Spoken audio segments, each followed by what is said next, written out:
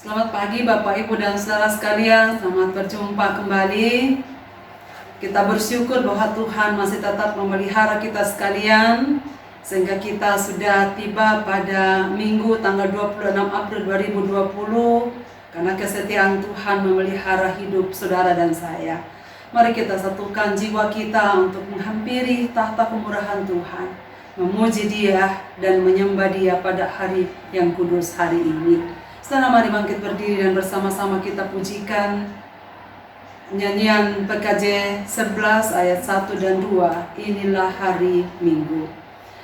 Inilah hari Minggu, hari Tuhan yang kudus. Semua orang percaya bergegas datang ke rumahnya. Dengarkanlah panggilannya, Yesus mengundang engkau. Marilah orang percaya, marilah datang segera. Mari datang padanya, menyembah serta sujud. Mari datang bersyukur atas kasih karunia-Nya. Dengarkanlah panggilannya, Yesus mengundang engkau. Marilah orang percaya, marilah datang segera. Saudara sekalian, pertolongan kita adalah dalam nama Tuhan yang menjadikan langit dan bumi, yang tetap setia untuk selama-lamanya, dan yang tidak pernah meninggalkan perbuatan tangannya. Kasih karunia menyertai kamu, dan damai sejahtera dari Allah Bapa kita dan dari Tuhan Yesus Kristus. Amin. Jemaat dipersilahkan duduk kembali. Saudara-saudaraku, nats pembimbing kita dalam ibadah minggu hari ini dari Ibrani pasal 13 ayat 15 yang berbunyi demikian. Sebab itu marilah kita oleh Dia senantiasa mempersembahkan korban syukur kepada Allah, yaitu ucapan bibir yang memuliakan namanya. Saudara, mari kita puji Dia dengan pujian PKJ 202, Yesusku Juru Selamatku. Yesusku Juru Selamatku, Tuhanku muhalisku, tumpuan pengharapanku dan perisai perlindunganku. Tatkala hidupku sendu dan hati gundah pilu, Tuhanku Yesusku seru dan jiwaku tenang dan teduh.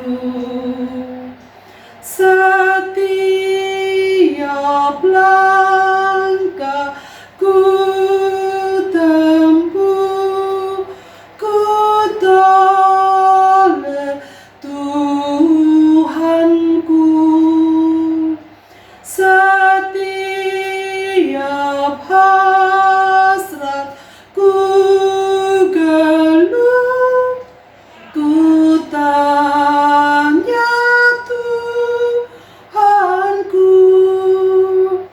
ke dalam kasih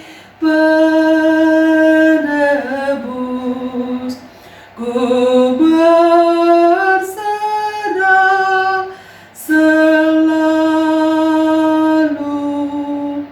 Dia adalah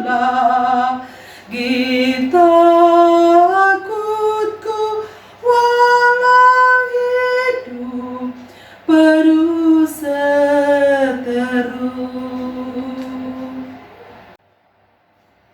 Saudara sekalian, mari bangkit berdiri untuk mendengarkan hukum kasih sebagai hukum bagi kehidupan kita dengan Tuhan dan sesama. Roma pasal 13 ayat 8 sampai ayat yang ke-10 demikian.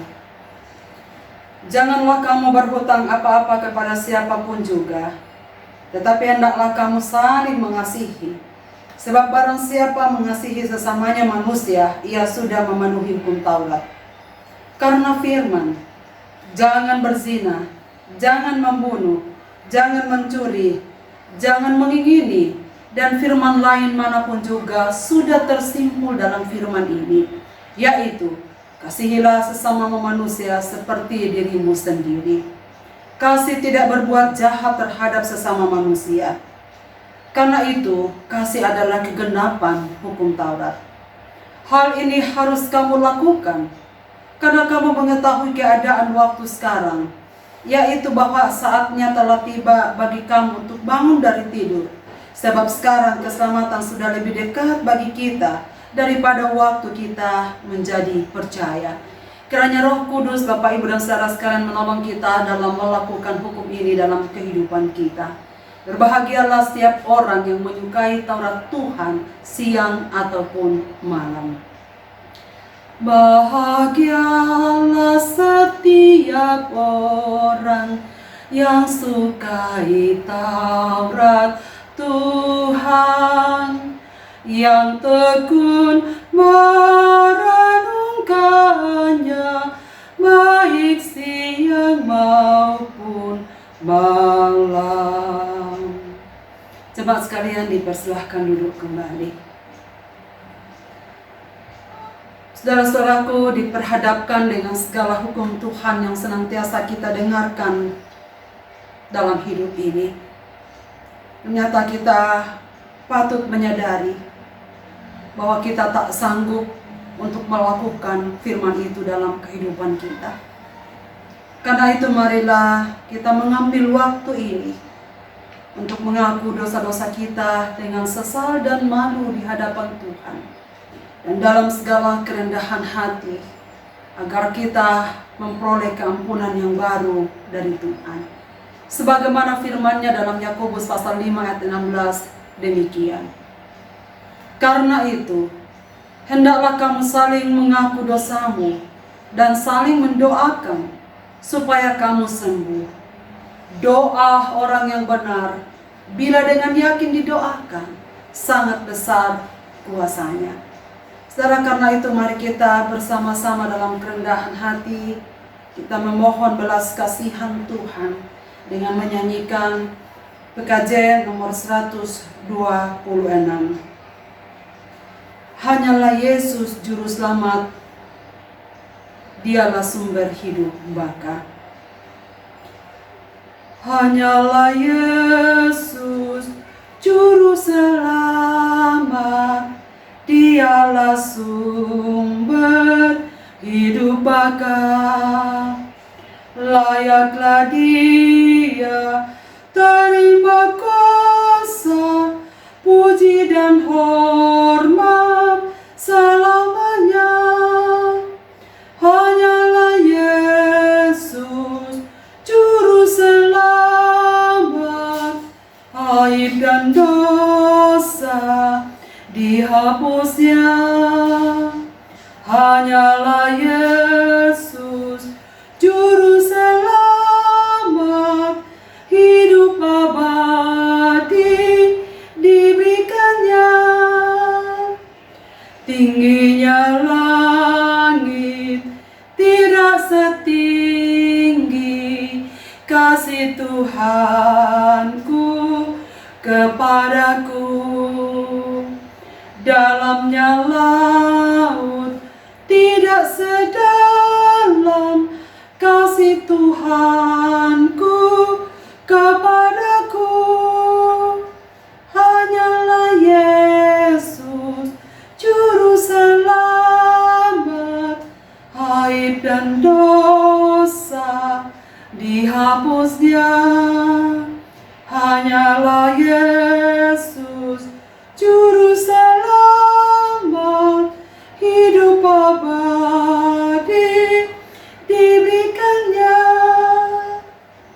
Saudara-saudaraku yang saya kasihi, percayalah bahwa setiap kali kita datang kepadanya untuk memohon belas kasihannya, Ia selalu mengampuni segala dosa-dosa kita. Mari saudara, kita masing-masing mengambil saat teduh, masing-masing mengambil waktu untuk berseru kepada Tuhan dalam permohonan doa.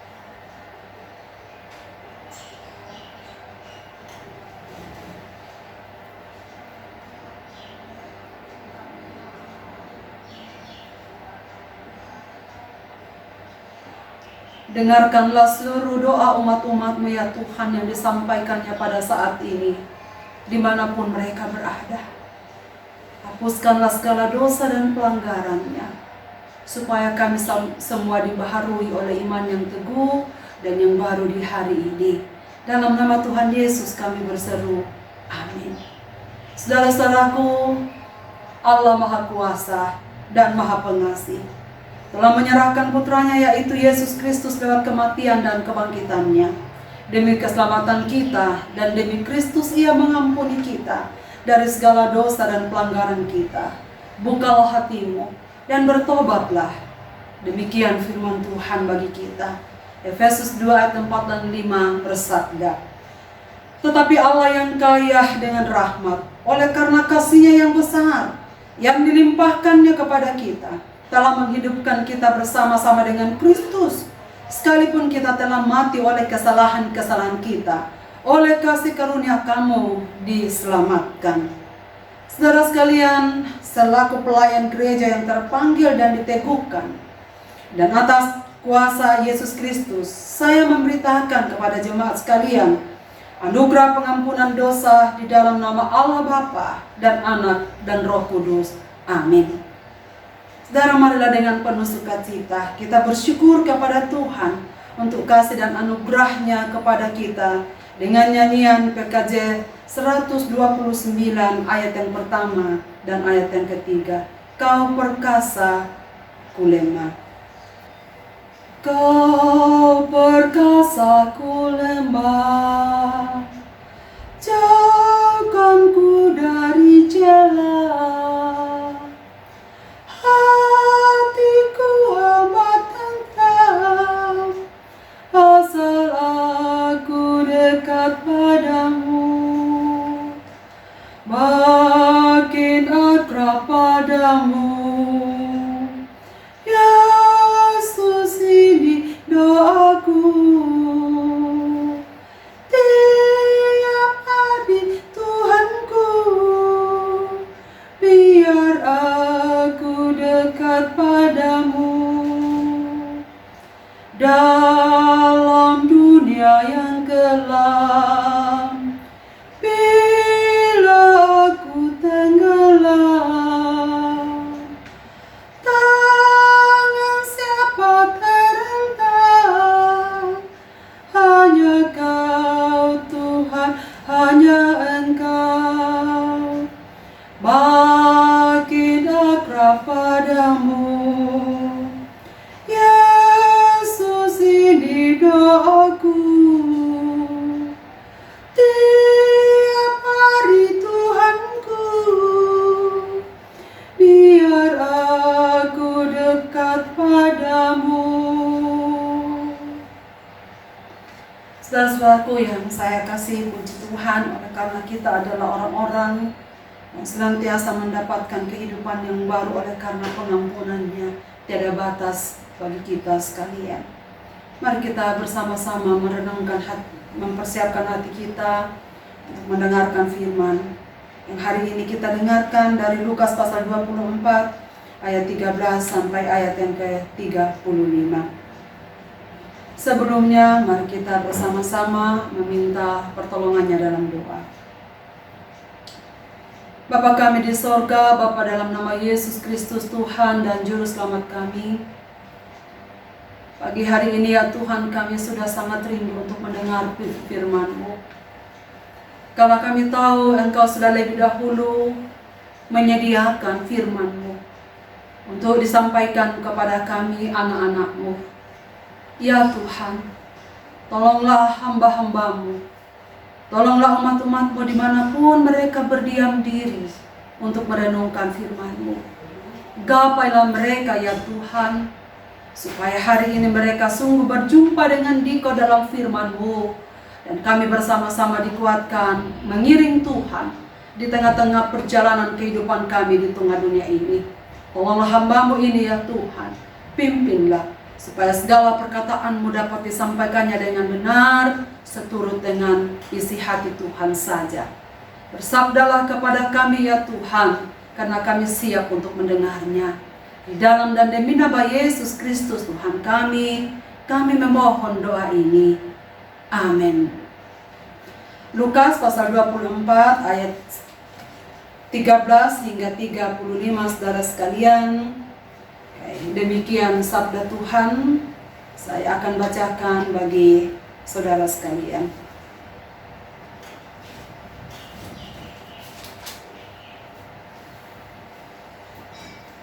Pada hari itu,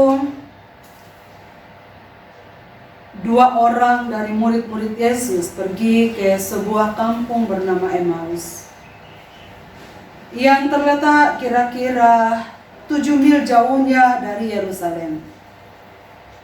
Dan mereka bercakap-cakap tentang segala sesuatu yang telah terjadi. Ketika mereka sedang bercakap-cakap dan bertukar pikiran, datanglah Yesus sendiri mendekati mereka, lalu berjalan bersama-sama dengan mereka.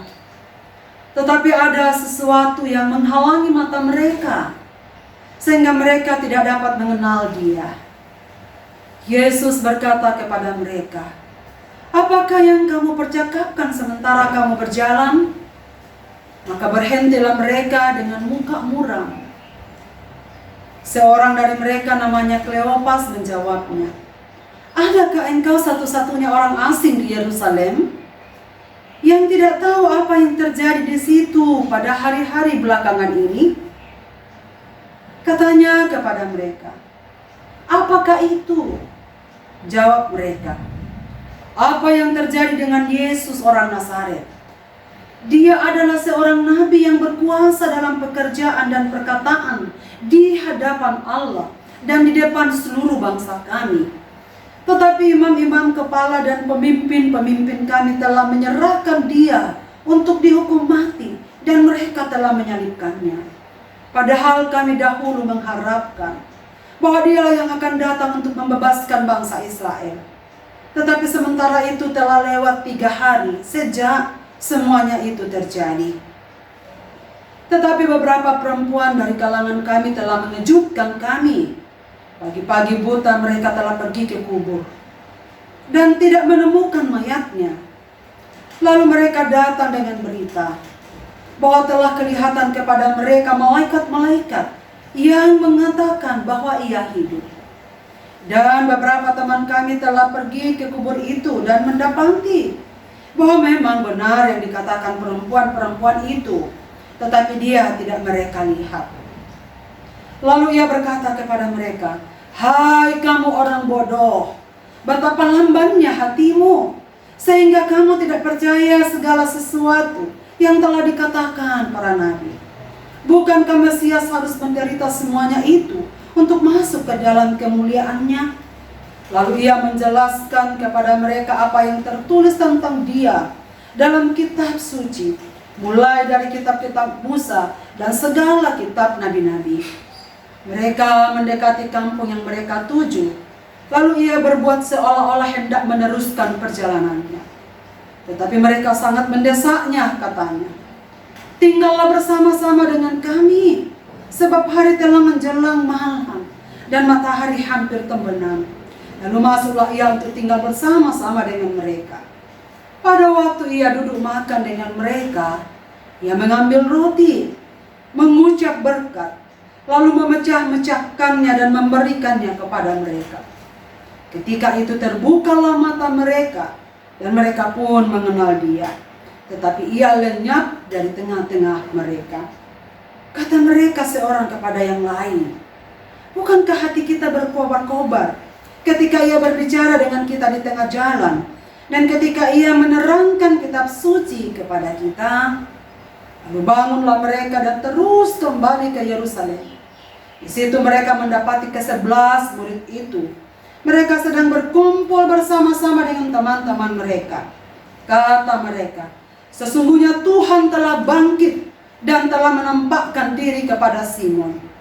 Lalu kedua orang itu pun menceritakan apa yang terjadi di tengah jalan dan bagaimana mereka mengenal dia pada waktu ia memecah-mecahkan roti.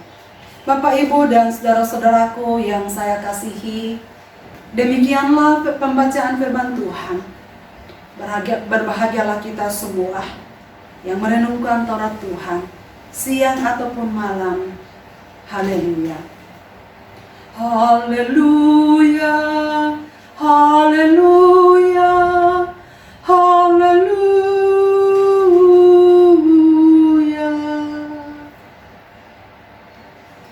Saudara-saudaraku yang saya kasihi, dari ayat pembacaan kita yang telah kita dengarkan hari ini, saya memberikan satu tema untuk kita renungkan bersama. Berjalan bersama tanpa mengenal. Saudara-saudaraku, pernahkah berpikir dan bertanya, mengapa Tuhan Yesus tidak langsung naik ke sorga setelah kebangkitannya? Bukankah ia bisa melakukannya? Maut saja dapat ditaklukkannya. Tapi Alkitab menjelaskan kepada kita bahwa ia masih 40 hari tinggal di bumi. Dan jelas ia tidak langsung naik ke surga. Saudara, mengapa demikian? Paling tidak kita akan tahu ada 3 alasan. Yang pertama, Yesus tidak sengaja. Yesus sengaja tinggal di bumi selama 40 hari dan tidak langsung naik ke surga. Karena untuk membuktikan kebangkitannya secara sah menurut hukum. Dengan adanya berita dari orang-orang yang telah berjumpa dengannya, akan memperkuat kesaksian bahwa ia hidup, sungguh ia telah bangkit. Saudara, kalau ia tidak memperlihatkan diri kepada beberapa orang, khususnya kepada murid-muridnya, dan ia langsung naik ke surga, saya rasa tidak begitu mudah untuk mempercayai apa yang Alkitab sudah katakan dan janjikan melalui para nabi dan kitab Taurat, bahwa pada hari ketiga Mesias akan bangkit dan lalu naik ke surga. Jadi ia perlu 40 hari untuk meyakinkan para murid bahwa benar ia sudah bangkit. Yang kedua, untuk memulihkan hati para murid yang masih sedang dalam keadaan syok yang hebat karena kematiannya. Para murid masih sedang dalam ketakutan karena ancaman para prajurit Romawi yang sedang mencari-cari semua pengikut Yesus. Mereka masih sedang diliputi kecewa berat karena guru yang mereka andalkan ternyata meninggalkan mereka dalam kematian yang tragis, dan tidak ada daya mereka untuk menghalangi semua itu terjadi. Saudara sekalian, itu sebabnya Tuhan Yesus masih tinggal di bumi, berkali-kali menampakkan diri kepada para murid supaya mereka betul-betul dipulihkan dan mempercayai bahwa Yesus telah bangkit untuk menggenapi segala perintah Tuhan yang telah disampaikannya melalui para nabi. Yang ketiga, untuk mempersiapkan para murid menerima amanat agungnya. Saudara sekalian, seseorang tak akan mungkin bisa bersaksi kalau imannya belum siap. Yesus menunggu kondisi iman mereka pulih, barulah memberikan satu perintah untuk pergi memberitakan Injil ke seluruh dunia. Sebab Tuhan Yesus tak akan mempercayakan tugas apapun kepada murid-muridnya jika kondisinya belum siap, baik secara fisik maupun secara rohani. Saudara sekalian, ini sesuatu yang penting. Tuhan tak akan mempercayakan kepada kita sesuatu kalau kita belum siap untuk menerimanya. Dan karena itu saudara sekalian, Yesus tahu para murid belum siap untuk dipercayai tugas memberitakan Injil kepada seluruh dunia.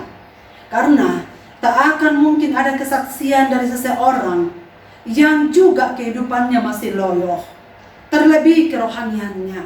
Siapa yang mau mendengar kalau apa yang diberitakan ternyata berita sukacita yang diberitakan tetapi kehidupan mereka masih diliputi dengan duka cita. Damai sejahtera yang diberitakan, tapi hidupnya sendiri masih penuh dengan ketakutan, kecemasan, dan lain-lain. Nah, saudara sekalian, itu sebabnya Yesus mengambil waktu berkali-kali untuk menampakkan dirinya kepada para muridnya.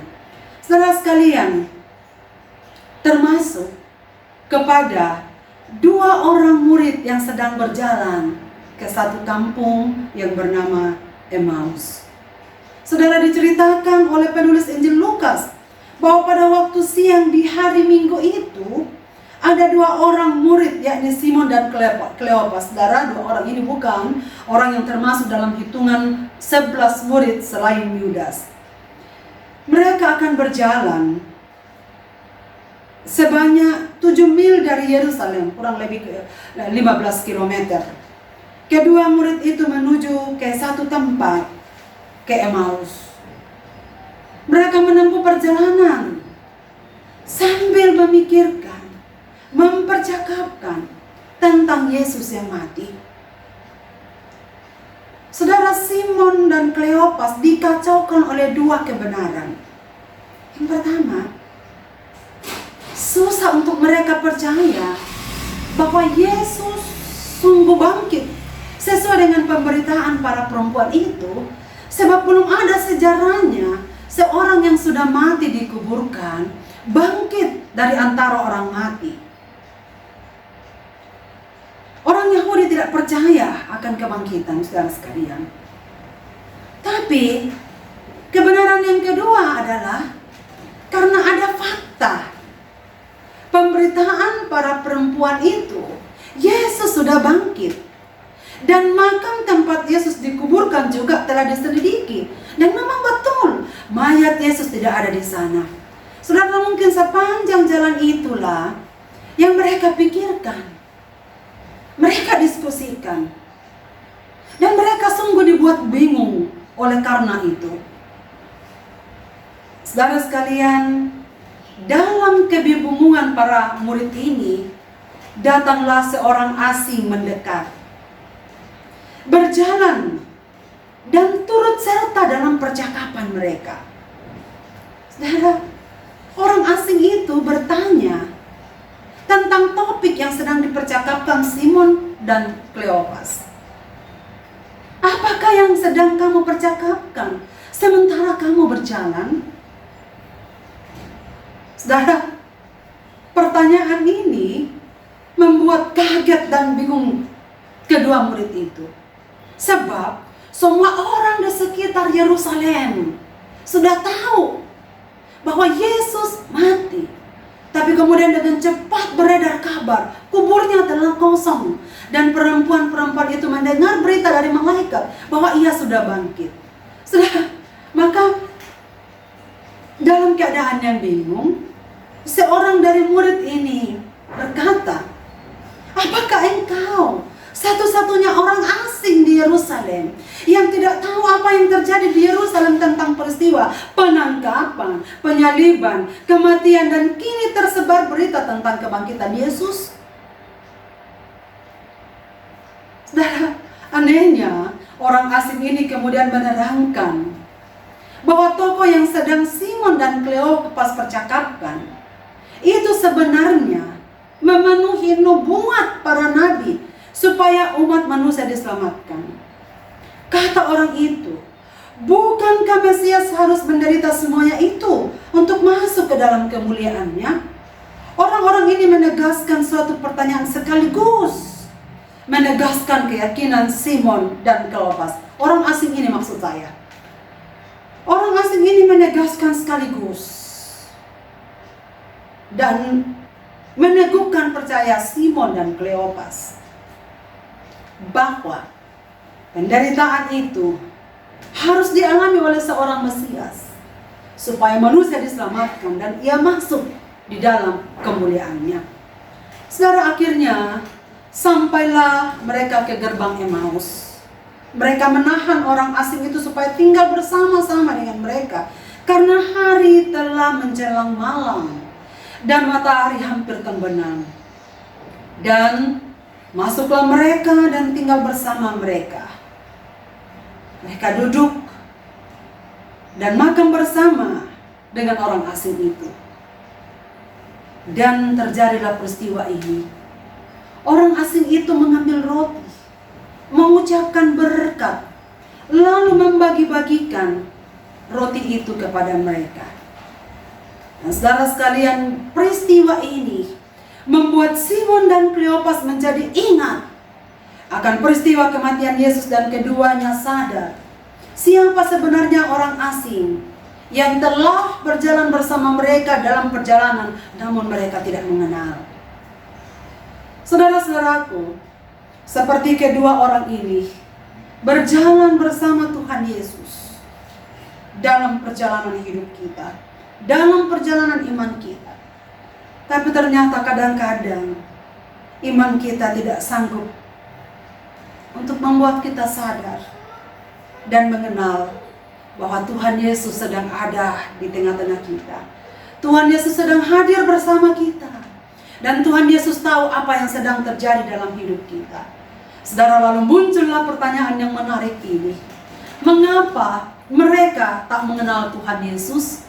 Bukankah Simon dan Kleopas, jelas-jelas penulis Injil Lukas menyebut mereka adalah murid Tuhan Yesus. Artinya, selama Tuhan Yesus hidup dan berkarya, kedua orang ini sudah turut ambil bagian dalam kelompok para murid. Saya percaya mereka sudah mengambil bagian dalam pelayanan Tuhan, mendengar apa yang Kristus katakan, dan juga ikut di dalam segala peristiwa yang pernah Tuhan Yesus buat di tengah-tengah mereka. Mereka dengar, mereka lihat. Saudara, anehnya, pada waktu Yesus sedang berjalan bersama mereka di hari itu, mereka tidak mengenal Yesus. Mengapa, saudara sekalian? Kalau kita lihat di dalam ayat yang ke-16, dikatakan demikian. Tetapi ada sesuatu yang menghalangi mata mereka, sehingga mereka tidak dapat mengenal Dia. Ada sesuatu yang menghalangi mata mereka, sehingga mereka tidak mengenal Dia. Apakah sesuatu yang dimaksudkan itu? Saudara, kalau kita lihat di dalam ayat yang ke-21 dikatakan, kedua murid itu, salah seorang dari mereka berkata begini, padahal kami dahulu mengharapkan bahwa Dialah yang datang untuk membebaskan bangsa Israel. Tetapi sementara itu telah lewat 3 hari sejak semuanya itu terjadi. Saudara, perhatikan kata ini, kami dahulu mengharapkan bahwa Dia akan membebaskan bangsa Israel. Selanjutnya di ayat 24, dan beberapa teman kami telah pergi ke kubur itu dan mendapati bahwa memang benar apa yang dikatakan perempuan-perempuan itu, tetapi Dia tidak melihat mereka. Saudara-saudaraku yang saya kasihi, bagi mereka sebagai orang Yahudi, Tuhan Yesus datang untuk membebaskan orang Israel dari musuh-musuhnya. Tetapi kini 3 hari telah mati di kubur. Jadi sesuatu yang menghalangi mereka itu adalah konsep yang keliru tentang kehadiran Kristus di dunia ini. Konsep yang keliru, saudara sekalian. Karena di ayat yang ke-25 dikatakan, lalu Ia berkata kepada mereka, hai kamu orang bodoh, betapa lambannya hatimu, sehingga kamu tidak percaya segala sesuatu, ini kalimat yang penting, yang telah dikatakan para nabi. Jadi sesuatu yang menutupi mata mereka sehingga mereka tak dapat melihat Yesus adalah karena kebodohan mereka. Bagi Tuhan Yesus adalah satu kebodohan jika kita berpikir mengikut dan mempercayai Yesus akan melepaskan kita dari persoalan fisik dan melepaskan kita dari musuh-musuh kita. Adalah hal yang bodoh kalau kita mengikut Kristus dan ternyata yang kita harapkan adalah berkat jasmani, adalah berkat damai sejahtera, adalah berkat ketenangan, adalah berkat kebahagiaan. Adalah bodoh bagi Kristus kalau kita menjadi percaya hanya karena supaya Yesus menghalaukan semua tantangan hidup. Saudara-saudaraku yang saya kasihi, adalah satu kebodohan jika mempercayai Kristus karena akan memberikan kita kekayaan, kesenangan, dan mengusir semua penderitaan. Karena hal ini membuktikan kita tidak mengerti seluruh konsep Alkitab tentang Kristus. Jadi, Keterbatasan pemahaman akan firman menjadi penghalang seseorang untuk menyadari kehadiran Kristus dalam hidupnya. Keterbatasan kita untuk mengerti firman adalah penghalang kita untuk mengenal Dia dengan betul. Itulah sebabnya kekuatan kita terletak pada seberapa banyak firman yang ada dalam pikiran dan menguasai hati kita. Saudara-saudaraku, saya berhenti sejenak ketika saya mempersiapkan bagian ini. Saya berhenti mengetik dan menutup mata saya dan mengatakan, Tuhan Yesus, terima kasih. Karena ternyata Engkau selalu bersama saya, bersama kami, bersama umat-Mu, bersama keluarga saya, bersama umat KTM Jemaat Jakarta. Dari menit ke menit, meski kami kadang-kadang tidak menyadarinya. Dan saudara sekalian, saya mempersepsikan diri saya persis seperti kedua orang yang sedang berjalan. Saya berjalan di tengah-tengah dunia ini sama seperti kedua orang itu. Tapi kadang-kadang saya berjalan sendiri. Saya lupa, saya tidak menyadari bahwa sesungguhnya Ia ada di tengah-tengah kehidupan saya dan sedang berjalan bersama dengan saya. Setelah itulah yang pertama menyebabkan mengapa mereka tidak mengenal Dia. Yang kedua, setelah mereka mengenal Kristus, bagaimana akhirnya seseorang dapat mengenal Kristus? Saudara, menarik di ayat yang ke-30 dikatakan begini. Waktu Ia duduk makan dengan mereka, Ia mengambil roti, mengucap berkat, lalu memecah-mecahkannya dan memberikannya kepada mereka. Ayat yang ke-32. Bukankah hati kita berkobar-kobar ketika Ia berbicara dengan kita di tengah jalan?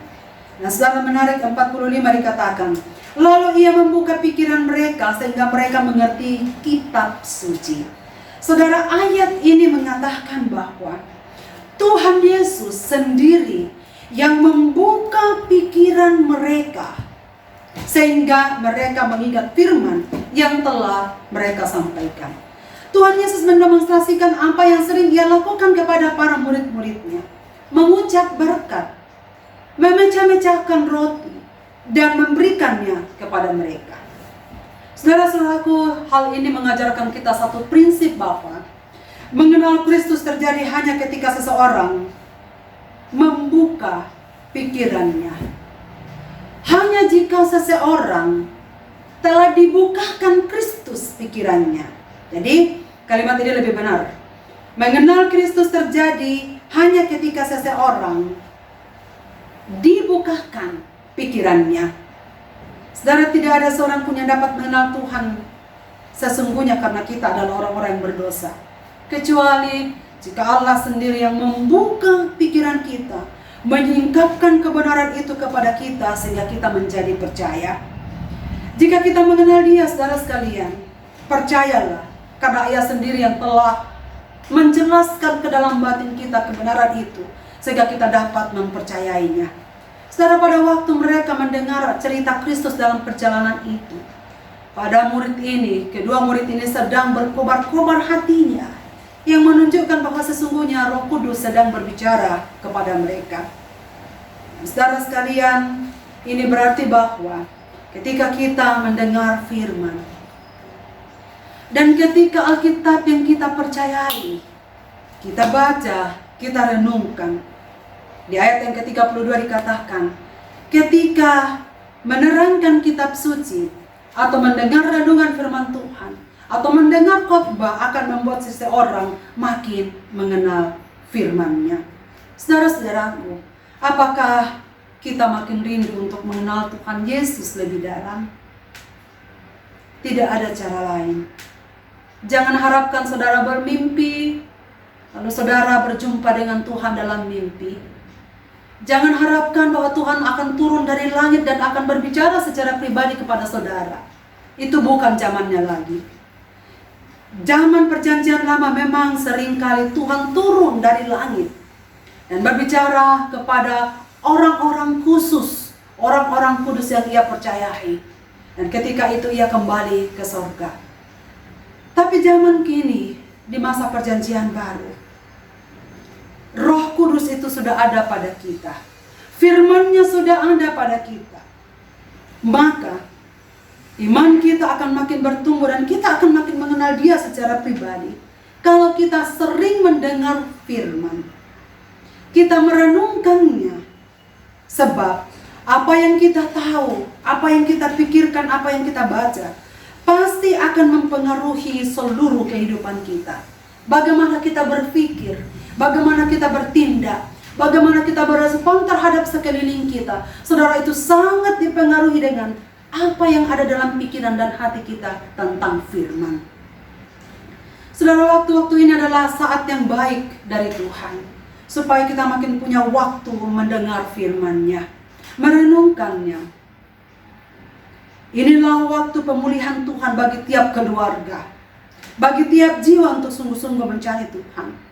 Saya rasa tidak ada alasan bagi tiap-tiap keluarga untuk mengatakan, saya tak punya waktu bersama keluargaku karena pagi-pagi subuh-subuh hari kami semua sudah berangkat bekerja. Anak-anak kami sudah berangkat kuliah, anak-anak kami sudah berangkat sekolah. Mama sibuk pagi-pagi untuk menyediakan makan dan minum. Saudara, saya pikir tidak ada lagi alasan seperti itu. Waktu begitu panjang kita berdiam di rumah. Untuk apa? Supaya bersama keluarga kita merenungkan firman. Kita mengisi pikiran kita mengisi hati kita dengan roti hidup yang akan memberikan kesegaran bagi jiwa kita masing-masing. Saudara sekalian, saya menonton satu video singkat di WA yang viral. Seluruh penduduk kota di Italia, suatu ketika mereka semua secara serempak, dimanapun mereka berada, bersimpuh memohon belas kasihan Tuhan. Saya melihat di video itu ada yang di jalan-jalan, di balkon-balkon, di rumah-rumah, di trotoar-trotoar, dimanapun mereka berada, di dalam mobil. Mereka semua berhenti dan bertelut kepada Tuhan dan meminta pertolongan Tuhan supaya COVID segera berlalu dari negara mereka. Saudara, saya memang sungguh heran jika ada orang-orang Kristen yang tidak merendahkan diri di hadapan Tuhan di saat-saat krisis seperti ini. Memang Tuhan sedang memulihkan kehidupan keluarga. Tuhan sedang memulihkan keakraban sesama anggota keluarga. Tuhan sedang memulihkan supaya hubungan yang retak selama ini diperbaiki olehnya. Supaya kita makin menikmati kebahagiaan bersama dengan Dia sebagai satu keluarga Allah. Yang ketiga, saudara sekalian, akibat mengenal Tuhan Yesus. Ayat 33-35. Di sana dijelaskan bahwa setelah kedua murid ini dibukakan pikirannya oleh Tuhan Yesus sendiri melalui demonstrasi firman, melalui perjamuan, Yesus mengucap berkat, memecah-mecahkan roti dan membagi-bagikan. Bukankah ini mengingatkan mereka tentang satu peristiwa? Yesus mengatakan, perbuatlah ini untuk mengingat akan aku, untuk mengingat penderitaanku sampai selama-lamanya. Dan saudara sekalian, peristiwa ini mengingatkan para murid bahwa betul Dia adalah Tuhan Yesus yang telah bangkit. Tapi begitu ia mengenal Kristus itu, Yesus hilang dari tengah-tengah mereka. Tetapi saudara sekalian, tidak masalah, karena iman mereka sudah dipulihkan. Iman mereka sudah percaya bahwa Kristus sudah bangkit dari kematian. Dan apa yang terjadi setelah itu?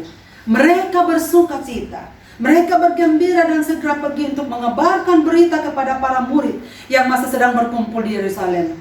Dan saudara sekalian, ini berarti bahwa pengenalan akan Tuhan Yesus akan membuat seseorang tak bisa diam untuk tidak menceritakan pengalaman perjumpaannya dengan Tuhan. Ia akan hidup menyaksikan kemurahan Tuhan, kebaikan Tuhan di dalam kehidupan mereka. Dan saudara sekalian, ini tanda orang-orang yang sudah percaya kepada Tuhan. Hidupnya yang sudah diubahkan itu akan berbuat untuk tidak hanya memikirkan dirinya sendiri, tetapi pasti akan memikirkan kebahagiaan orang lain. Pasti memikirkan apa yang harus saya buat dari diriku untuk menolong orang lain, untuk turut serta di dalam penderitaan dan pergumulan orang lain. Mulut ini tidak akan diam, hati ini tak akan berhenti berdetak, dan pikiran ini tak akan mampu untuk terdiam, kecuali jikalau kita bergerak untuk membagikan pengalaman-pengalaman hidup kita bersama dengan Tuhan yang hidup itu. Saudara sekalian, dalam perjalanan hidup kita seperti perjalanan ke Emmaus, kehidupan kita adalah perjalanan dari waktu ke waktu, dari maksud ke maksud, dari kehidupan yang serba tak pasti. Dan kadang-kadang kita merasa begitu terpuruk. Tetapi sesungguhnya Kristus ada di tengah-tengah kita dan sedang berjalan bersama dengan kita di setiap detik waktu kehidupan kita. Dan jikalau hari ini saudara sekalian pada Minggu Paskah yang ketiga ini, pada hari ini, saya mengajak kita untuk merenungkan sekali lagi. Adakah perjalanan kehidupan kita di tengah-tengah dunia ini sungguh kita sudah mengalami kehadiran Kristus? Yakinkah kita bahwa kuasa kebangkitannya juga akan tetap menyertai kita bersama-sama? Kita sudah diselamatkan, bukan karena sesuatu yang lebih dari membuka pengalaman itu bagi kita, sehingga kita boleh hidup bersama dengan Dia dengan tentram di sorga kelak nanti ketika Ia menjemput kita. Selagi kita masih ada di dunia ini, saudara sekalian, mari kita pergi. Bagikanlah kebahagiaan sejati yang kita punyai bagi mereka yang membutuhkannya. Datanglah padanya. Seperti di ayat yang ke-29 dikatakan, tinggallah bersama-sama dengan kami, sebab hari telah menjelang malam, dan matahari hampir terbenam. Tinggallah bersama kami. Kedua orang ini mendesak, dan akhirnya Tuhan tinggal di tengah-tengah mereka. Dalam malam kelam sekalipun, saudaraku, jika Yesus tinggal bersama kita, kita dapat melewati semua dengan baik, dengan selamat. Mari saudara-saudaraku yang saya kasihi, kita merenungkan firman Tuhan ini dengan satu nyanyian, tinggal sertaku kawanku kudus. Hampir malam, biarlah doa ini, nyanyian ini sampai ke telinga Tuhan, dalam kesadaran bahwa kita semua merindukan Tuhan, tetap tinggal dalam hidup kita apapun yang terjadi. Tinggal sertaku kawanku kudus. Tinggal sertaku kawanku kudus, telah hampir malam, jangan jalan terus, tiada tolongan hanya padamu. Silakan Tuhan tinggal sertaku. Engkau perlu padaku tiap jam. Siapa penolong di pencobaan, melainkan Tuhan dan pemimpinku. Ya siang malam tinggal sertaku. Tuhan memberkati jemaat sekalian. Amin. Saudara-saudara, marilah bangkit berdiri untuk mengucapkan pengakuan iman rasuli sebagai pengakuan iman percaya kita dalam persekutuan dengan orang-orang percaya di segala tempat dan di sepanjang zaman. Bersama-sama kita mengikrarkan demikian. Aku percaya kepada Allah Bapa yang Maha Kuasa, Khalik langit dan bumi, dan kepada Yesus Kristus anaknya yang tunggal Tuhan kita, yang dikandung dari Roh Kudus, lahir dari anak darah Maria, yang menderita di bawah pemerintahan Pontius Pilatus, disalibkan, mati dan dikuburkan, turun ke dalam kerajaan maut. Pada hari yang ketiga bangkit pula dari antara orang mati, naik ke sorga, duduk di sebelah kanan Allah Bapa yang Maha Kuasa. Dan dari sana Ia akan datang untuk menghakimi orang yang hidup dan yang mati. Aku percaya kepada Roh Kudus, gereja yang kudus dan am, persekutuan orang kudus, pengampunan dosa, kebangkitan tubuh dan hidup yang kekal. Amin. Jemaat dipersilahkan duduk kembali. Saudara-saudaraku, marilah kita memberikan ucapan syukur kita kepada Tuhan menurut firman-Nya, sebagai tanda ucapan syukur dan terima kasih kita. Dengarkanlah 1 Korintus pasal 8 ayat 14 demikian. Maka hendaklah sekarang ini kelebihan kamu mencukupkan kekurangan mereka, agar kelebihan mereka kemudian mencukupkan kekurangan kamu, supaya ada keseimbangan. Saudara sekalian, sementara kita mengumpulkan persembahan kita, mari kita nyanyikan terima kasih Tuhan untuk kasih setia-Nya. Terima kasih Tuhan untuk kasih setiamu yang ku alami dalam hidupku. Terima kasih Yesus untuk kebaikan-Mu sepanjang hidupku. Terima kasih Yesusku buat anugerah yang Kau beri, sebab hari ini Tuhan adakan syukur bagimu. Saudara sekalian, mari kita datang kepada Tuhan untuk membawa syafaat kita. Bapa kami yang ada dalam kerajaan surga, Bapa kami dalam Yesus Kristus Tuhan kami bersyukur untuk firman-Mu hari ini yang boleh mengingatkan kami bahwa Tuhan begitu baik. Kristus sungguh mengerti pergumulan kami, dan kami bersyukur bahwa sesungguhnya Engkau selalu berjalan bersama dengan kami, hadir dalam kehidupan kami hari demi hari. Kami bersyukur kepadamu ya Tuhan. Biarlah firman-Mu hari ini menguatkan kami dan meneguhkan kami. Dan kami terus berjuang meneliti firman-Mu, memperbanyak firman-Mu untuk kami pelajari, supaya kami makin bertumbuh dalam iman mengenal Engkau Tuhan, yang kami percayai sebagai Tuhan dan Juru Selamat kami, supaya kami semakin dikuatkan, diteguhkan untuk bersaksi di tengah-tengah dunia ini. Hari ini ya Tuhan, kami ingin menyampaikan syukur bersama saudara-saudara kami yang Tuhan tambahkan setahun usianya dalam sepanjang minggu ini. Kami bersyukur bersama hamba-Mu Bapak Pendeta Lembak Besakaraeng tanggal 23 April yang lalu, juga saudara kekasih Henry Triansra Rambakila tanggal 23 April yang lalu. Tuhan sudah menambahkan usianya setahun lagi. Kami bersyukur bersama kekasih kami Angel Apriani, Tuhan tambahkan usianya pada tanggal 24 April yang lalu. Saudara Hatma Apriyadi tanggal 25 April yang lalu, dan anak kekasih Wilbert Depagoga pada tanggal 26 April yang lalu, dan Ibu Susana Bobe pada tanggal 26 April yang lalu. Dalam tangan-Mu Bapa, kami serahkan saudara-saudara kami ini yang menikmati sukacita karena pertambahan usia mereka.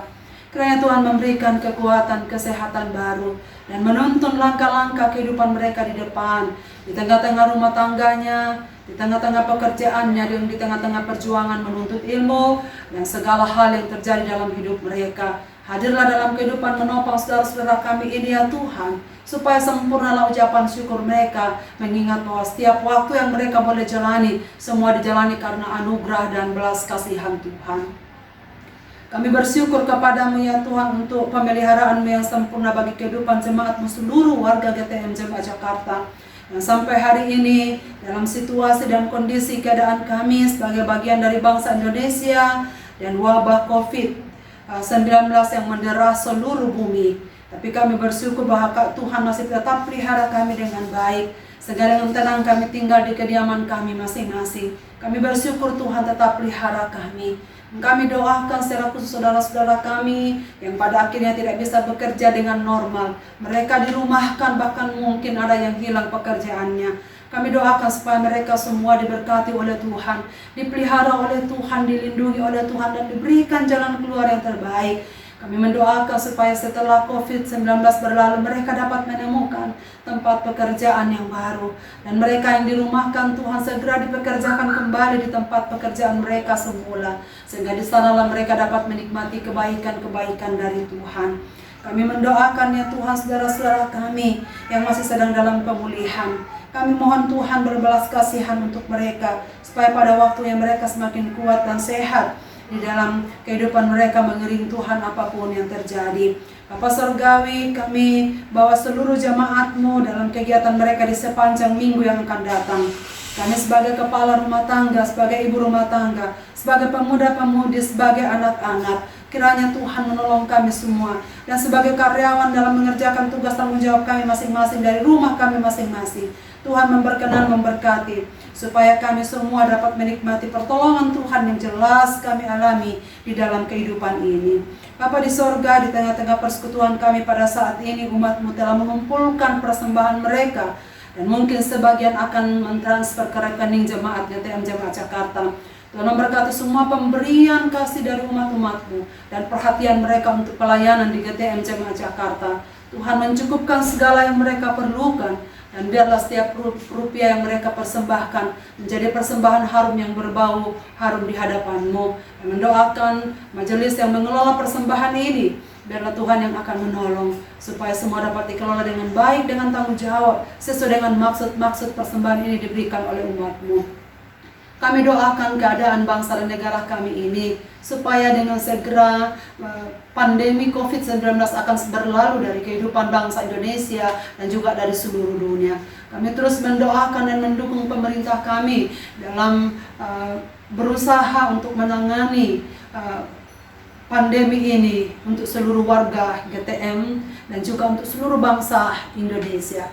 Kami mohon supaya semua dapat berjalan dengan baik. Berikanlah hikmat kepada mereka supaya sungguh-sungguh dapat memutus mata rantai penyebaran virus ini yang sungguh menggelisahkan bagi semua.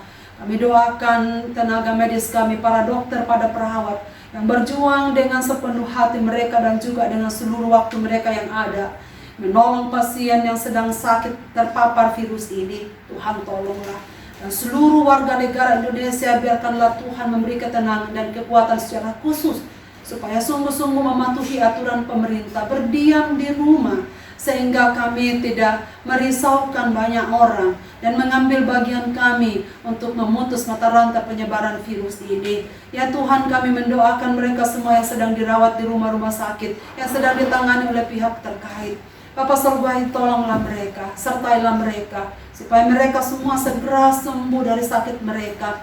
Dan kami doakan ya Bapa di sorga, supaya mereka bersukacita di dalam Tuhan. Makin banyak orang yang disembuhkan dan pulang ke rumah. Dan mereka yang sudah meninggal dunia, kami doakan keluarga yang ditinggalkannya, hiburkanlah mereka. Dan biarlah mereka makin diteguhkan dalam percaya bahwa sungguh Tuhan yang berdaulat di dalam segala sesuatu yang terjadi dalam dunia ini, sehingga nama Tuhan dipuji dan dipermuliakan. Kami serahkan seluruh warga GTM Jemaat Jakarta sepanjang minggu ini sekali lagi dalam tangan pemeliharaan-Mu. Berkatilah kami semua dalam menunaikan tugas dan tanggung jawab kami. Bapa di dalam sorga, inilah doa dan syukur kami yang kami panjatkan kepadamu. Di dalam dan demi nama Yesus Kristus Tuhan dan Juru Selamat, yang telah mengajar kami untuk berdoa bersama demikian. Bapa kami yang di sorga, dikuduskanlah nama-Mu. Datanglah kerajaan-Mu, jadilah kehendak-Mu di bumi seperti di sorga. Berikanlah kami pada hari ini makanan kami yang secukupnya, dan ampunilah akan kesalahan kami, seperti kami juga mengampuni orang bersalah pada kami.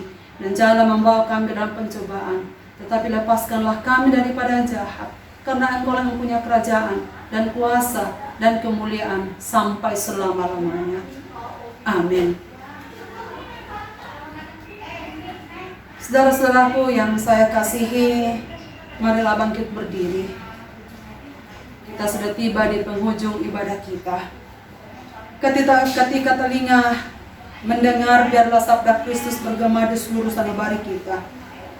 Ketika mata melihat, biarlah kasih dan perbuatan Tuhan melahirkan syukur tiada henti lewat kata dan perbuatan setiap hari. Ketika kaki melangkah, sabda Kristuslah menjadi penuntun dan pedoman dalam kehidupan kita. Ingatlah pesan firman Tuhan yang telah kita dengarkan bersama hari ini. Ingatlah bahwa Kristus sesungguhnya berjalan di tengah-tengah kita. Carilah Dia, nikmatilah persekutuan yang erat bersama dengan Dia, supaya kita beroleh kekuatan dan sukacita senantiasa untuk menyaksikan kuasa kebangkitannya kepada seluruh makhluk.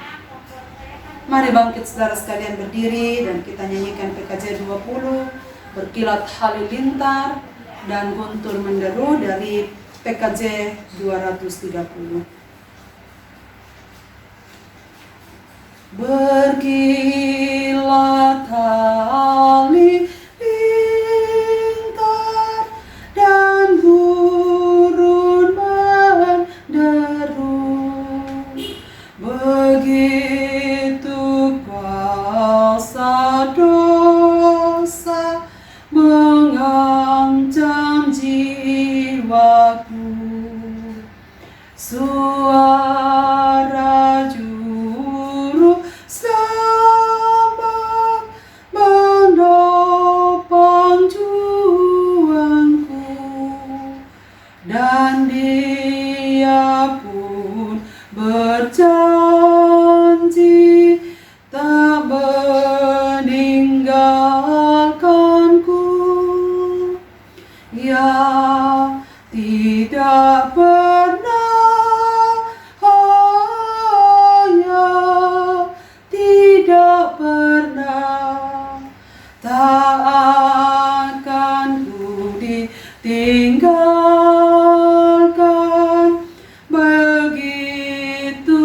janjinya, ya tidak pernah, ya tidak pernah, tak akan ku ditinggalkan, begitu janjinya. Dunia menggelora dan dosa menderu, tetapi juru selamat memberikan damainya. Dilindungi diriku di mara apapun, tetap ku dibimbingnya di jalan hidupku, ya tidak pernah, ya tidak pernah, tak akan ku ditinggalkan, begitu janjinya, ya tidak pernah, ya tidak pernah, tak akan ku ditinggalkan, begitu janjinya. Saudara-saudara kekasih Tuhan, pulanglah dengan damai sejahtera. Ingatlah dan lakukanlah firman Tuhan dalam hidupmu sehari-hari. Sebagai jaminanmu, arahkanlah hatimu kepada Tuhan dan terimalah berkat-Nya. Tuhan memberkati engkau dan melindungi engkau. Tuhan menyinari engkau dengan wajah-Nya dan memberi engkau kasih karunia. Tuhan menghadapkan wajah-Nya kepadamu dan memberi engkau damai sejahtera. Amin. Ya amin. Saudara, menutup ibadah kita saat ini, mari bersama kita nyanyikan PKJ 289. Keluarga hidup indah bila Tuhan di dalamnya. Keluarga hidup indah bila Tuhan di dalamnya, dengan kasih yang sempurna Tuhan pimpin langkahnya. Terima kasih padamu Tuhan, Kau bimbing kami selamanya. Segala hormat, puji dan syukur kami panjatkan kepadamu. Di dunia banyak jalan, jalan mana kan ditempuh? Jalan lurus hanya satu, jalan Tuhan itulah. Terima kasih padamu Tuhan, Kau bimbing kami selamanya. Segala hormat, puji dan syukur kami panjatkan kepadamu.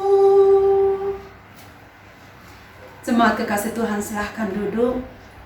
Demikianlah ibadah kita Atas nama seluruh majelis gereja Toraja Mamasa, saya mengucapkan selamat hari Minggu bagi Bapak, Ibu, dan saudara sekalian. Tuhan Yesus memberkati.